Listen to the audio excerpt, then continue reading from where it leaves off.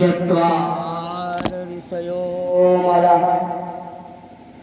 एक बार बद्री नारायण में एकदा ही विशालायाम चत्वार ऋषयो मरः। सत्संगाता समायाता दद्रस्तु नारदा। एक बार बद्री नारायण में 4 निर्मल संत बैठे। कौन कौन? सनक, सनंदन, सनातन और सनत। तो देखा क्या, सामने से बाबा नारद बड़ी तेजी से आ रहे, और जैसे बाबा नारद तेजी से आ रहे तो चारों संतों ने आपस में बात की। आज बाबा नारद बड़े परेशान हैं, जो सारे संसार को चक्कर में डालते हैं, आज ये स्वयं ही चक्कर। तो जैसे बाबा नारद चारों संतों के पास में आए तो बाबा नारद ने,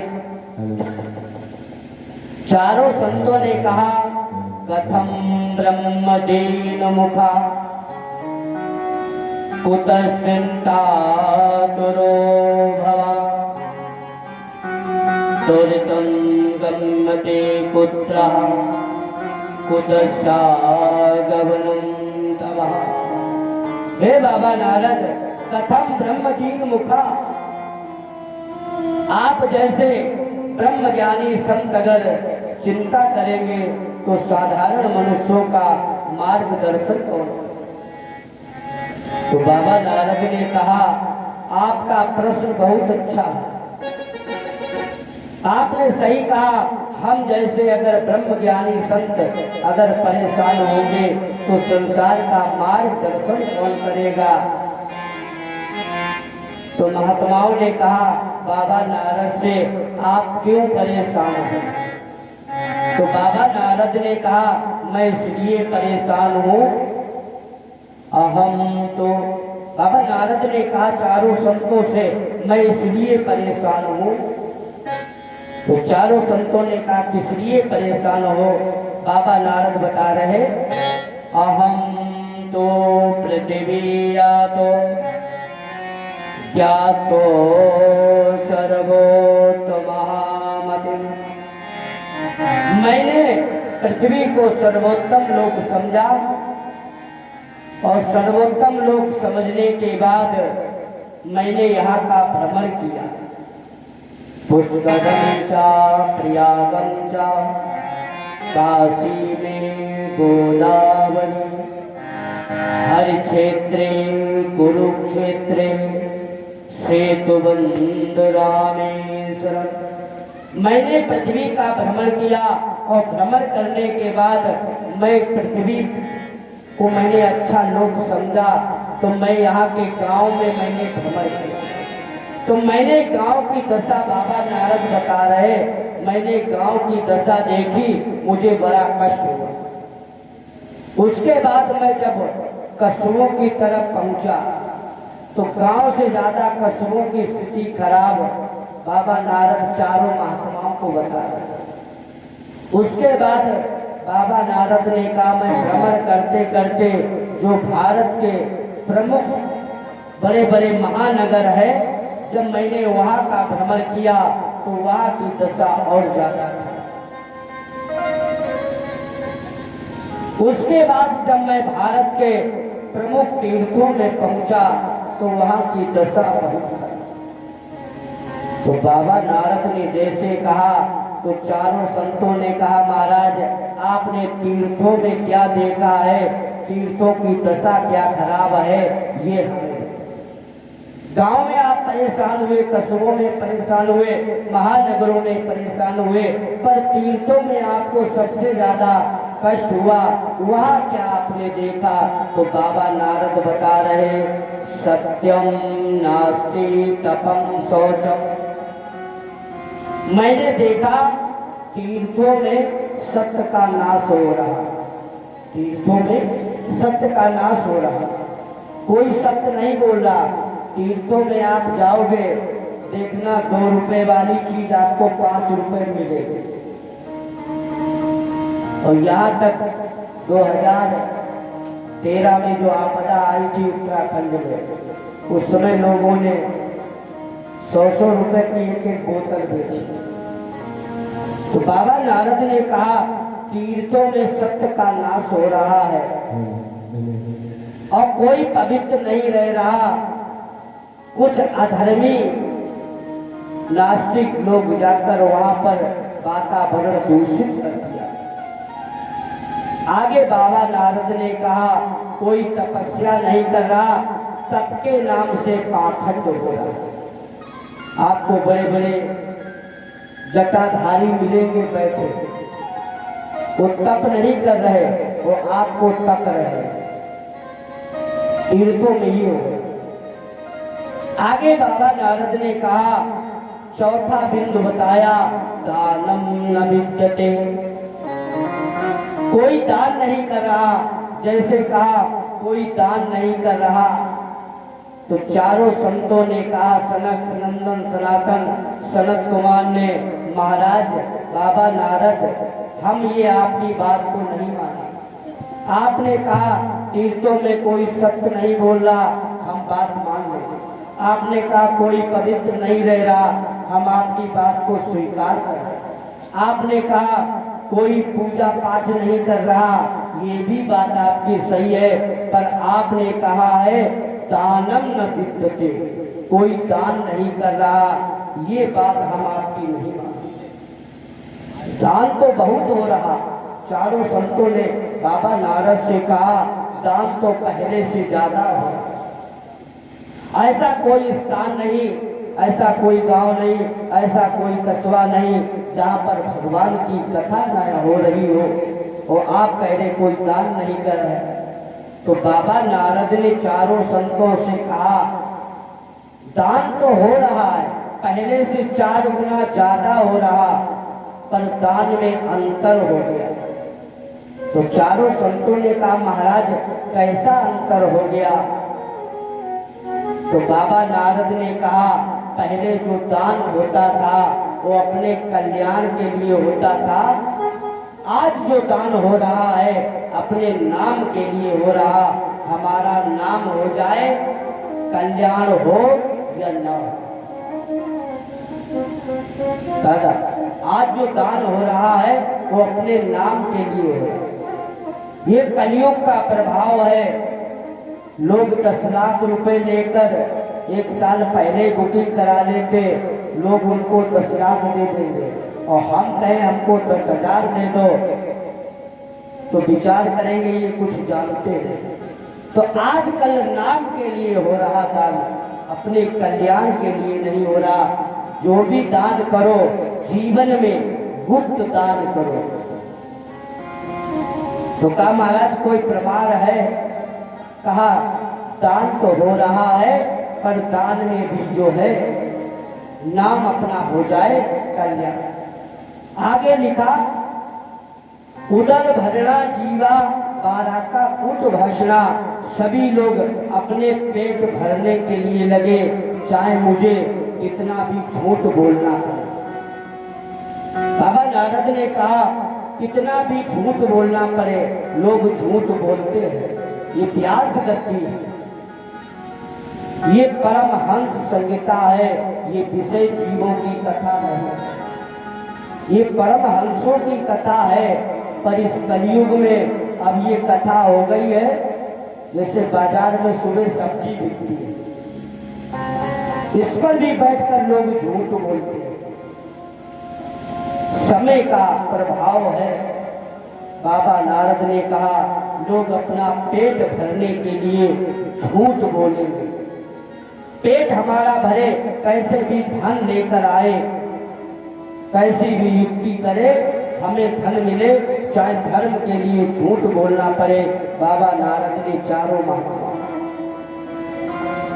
और बाबा नारद ने बताया मैंने क्या देखा। तरुणी प्रभुता गेह साल को बुद्धिदाय। बाबा नारद ने कहा कलयुग में माताओं की मालिकी होगी। कलयुग में माताओं की मालिकी है, और आपको प्रमाण भी बता दें ऐसा आपके लिए, जैसे आपके ये बैठे पास में मित्र हैं और इन्होंने आपसे कह दिया भाई साहब हमारे यहाँ शादी कार्यक्रम है, ऐसा करो अपनी बारात हमें दे दो। आपके ये घनिष्ठ मित्र हैं, पर आपकी हिम्मत डायरेक्ट नहीं होगी कि उठाकर दे दे, पर आप एक बात जरूर बोलोगे, ऐसा करो रिश्ते में जो भी लग रहे होंगे भाभी या चाची, ऐसा करो घर पे जाके भाभी या चाची जो भी लगती उनसे जरा पूछ लो बारात है कि नहीं।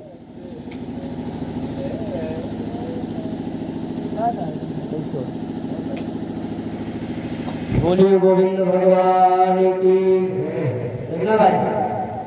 बारात जो है तो आप डायरेक्ट नहीं दे सकते, पर एक बार आप अपनी पत्नी के लिए अभी अवश्य इशारा करो, जरा उनसे जाकर पूछ लो कहीं ऐसा तो नहीं उन्होंने किसी को दे। तो बताया कलयुग में माताओं की मालकी रहेगी और साले लोग सलाहकार होंगे, साल को बुद्धदायिका। बाबा नारद ने कहा कलयुग में साले लोग सलाहकार होंगे, जो भी कोई कार्य करना होगा तुरंत फोन डायल किया नंबर, साले साहब से पूछ ले हमें ऐसा कार्य करना है, करे कि ना करे। आप ये कलयुग का बताया बाबा ने। पहले के समय में लोग अपने जो बड़े ताऊ चाचा बाबा रखते थे उनसे पूछते थे, पर बाबा नारद ने कहा तरुणी प्रभुता के शाल को बुद्धदायिका। और आगे बाबा नारद ने कह दिया कन्या विप्रो लोभा। कलयुग में कन्याओं को लोग धनो उपार्जन में लगाए, कन्या विप्रो लोभा। और आगे कह दिया दंपत्ति नाम चकलकलम।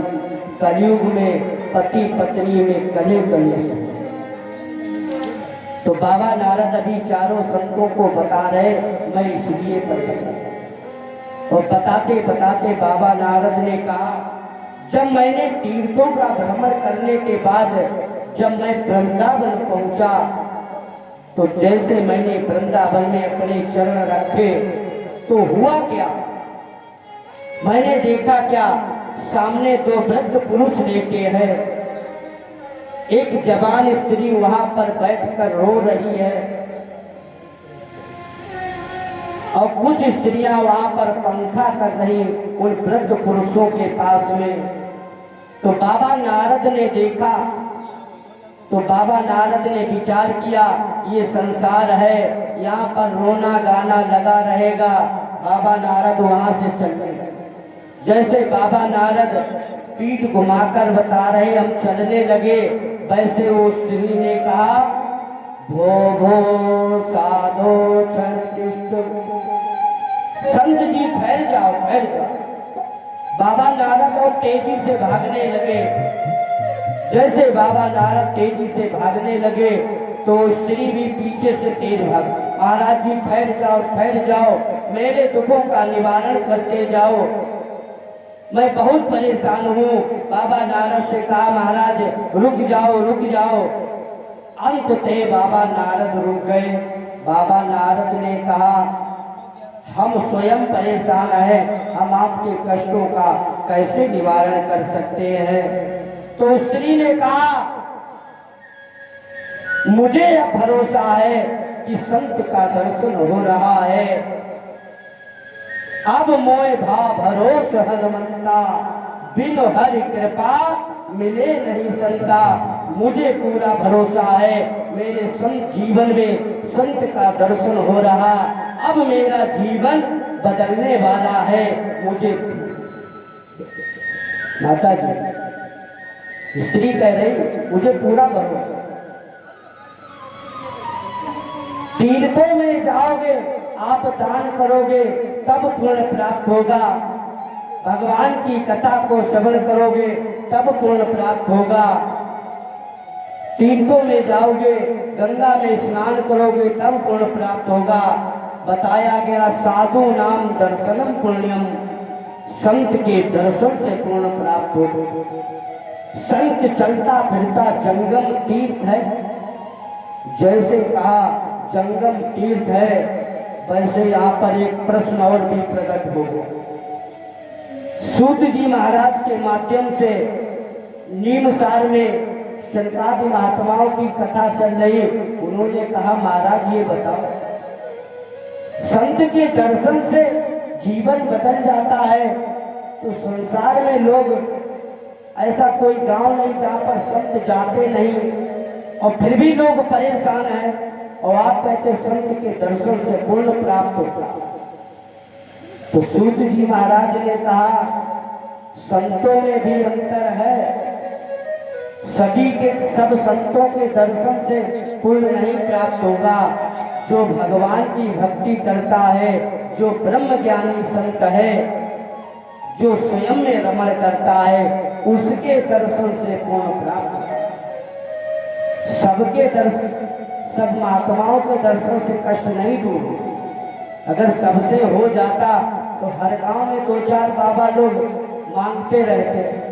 तो सूत जी महाराज ने कहा, जो ब्रह्म ज्ञानी संत होगा उसके दर्शन से पुण्य प्राप्त होगा। बाबा नारद है ब्रह्म ज्ञानी।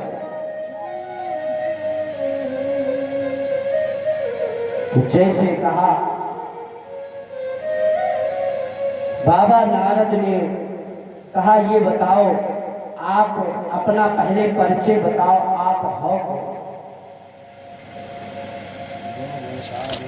तो कहा, मैं अहम भक्ति रीति ज्ञाता, मेरा नाम भक्ति है, और ये जो वृद्ध पुरुष लेटे हैं ये मेरे दोनों बेटा है, ज्ञान वैराग मानो काल योगेन जरे जरो।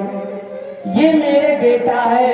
जैसे बाबा नारद के कानों में आवाज पहुंची, भक्ति ने कहा, ये मेरे बेटा है।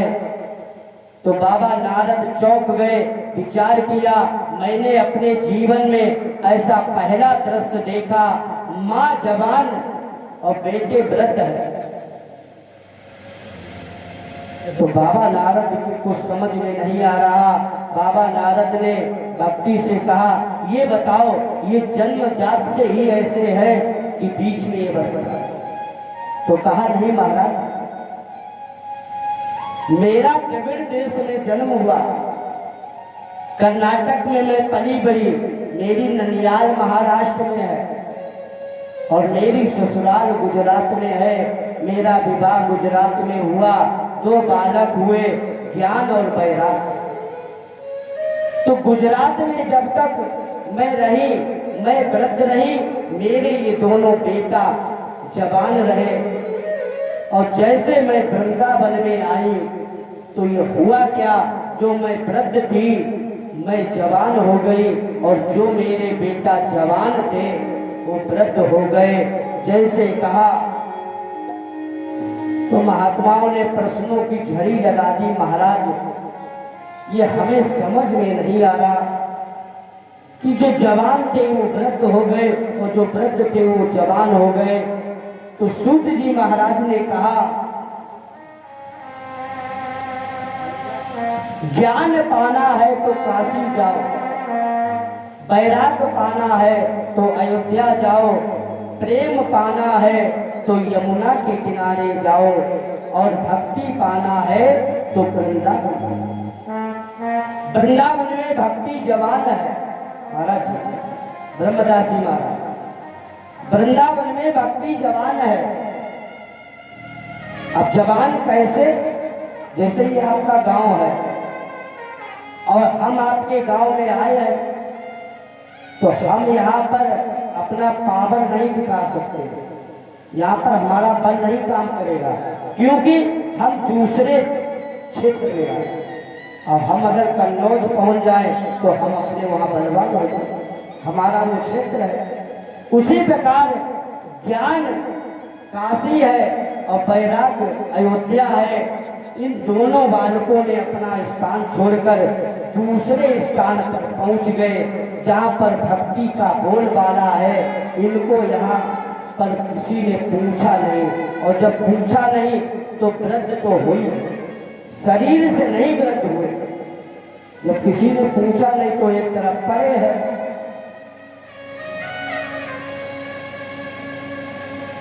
तो बाबा नारद के कुछ समझ में नहीं आ रहा। बाबा नारद ने पूरा प्रयास किया, वेद वेदांत घोषस्य गीता पाठन मुहुः, वेद मंत्रों का पाठ किया। अब थोड़ी देर के लिए उनकी चेतना प्रकट होती, फिर उसी प्रकार भाई उनको अपने स्थान में पहुंच जाए, उन्हें एनर्जी प्राप्त हो जाएगी, ताकत मिल जाएगी। अब वहां पर भक्ति जवान है, वृंदावन की प्रत्येक गली में भक्ति नृत्य कर रही, और वहां पर ज्ञान और वैराग्यों का कोई स्थान नहीं। जितने भी ज्ञानी हुए, वैरागी हुए, अपने काशी और वृंदावन से, अयोध्या और काशी से। तो बाबा नारद ने कहा, आप चिंता मत करो, मैं आपके बेटों के लिए औषधि लेकर आता हूं। बाबा नारद ने भक्ति को वचन दिया, आप भगवान का चिंतन करो, मैं औषधि लेकर आता हूं। तो बाबा नारद ने चारों संतों से कहा, इसीलिए मैं परेशान हूं, अब हम क्या करें, अब हम क्या करें। तो चारों संतों ने कहा, परेशान होने की कोई बात नहीं, ऐसा करो, इन्हें भक्ति ज्ञान और वैराग्य को भगवान की कथा सुनाओ। महाराज जी, जैसे आपको बुखार हो या हमें बुखार हो, तो बुखार वाली जब दवा हमारे लगेगी इंजेक्शन, तब लाभ होगा। और बुखार है और दस्त वाले कोई टेबलेट खिलाए तो फायदा होगा, नहीं होगा। तो इनकी जो मर्ज है, उस मर्ज के हिसाब से दवा, इन्हें भगवान की कथा सुनाओ। तो बाबा नारद ने तो कहाँ पर कथा होगी, कहा हरिद्वार में भगवान की कथा होगी। मरीज वृंदावन में पड़े तो हरिद्वार में भगवान की कथा करा। बाबा नारद मुख्य श्रोता बने और चारों संतों ने बैठकर सनक सनंदन सनातन शरद कुमार ने भगवान की कथा सुनी। मंत्रों में शक्ति होती है, पर मंत्रों को जो साधने वाला व्यक्ति है, उसके पास अगर नियम संयम है, तो आज भी मंत्रों में शक्ति है महाराज। और पता लगे हमें, जिसके लिए हमें जो अधिकार दिया गया, और हम ही लोग मांस मदिरा का पान करेंगे तो शक्ति तो क्षीण हो ही जाए।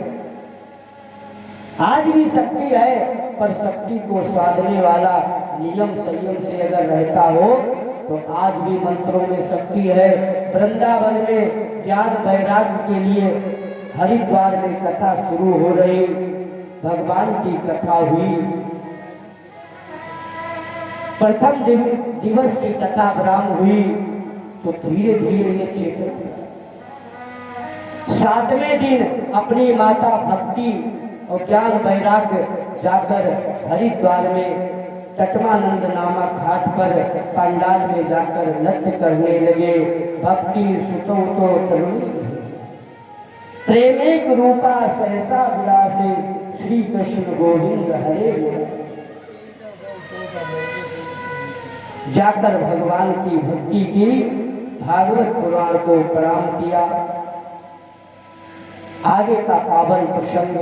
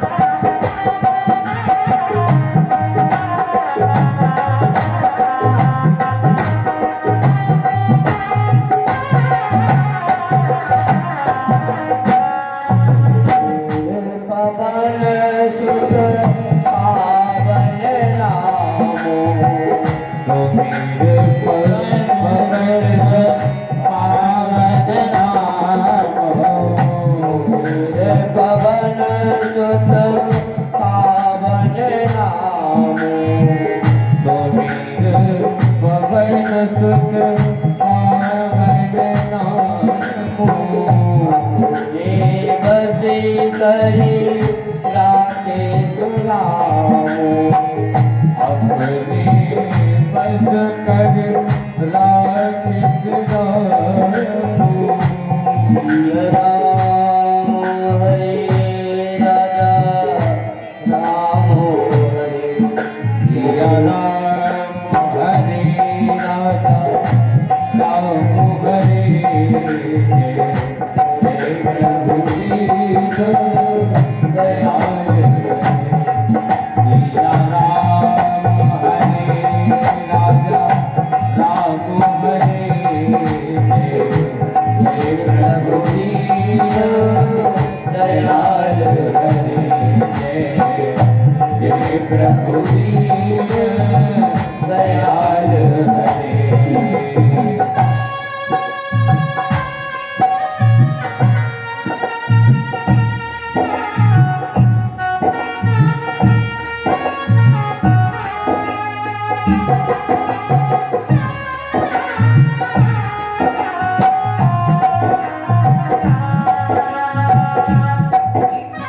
धन्य भूमि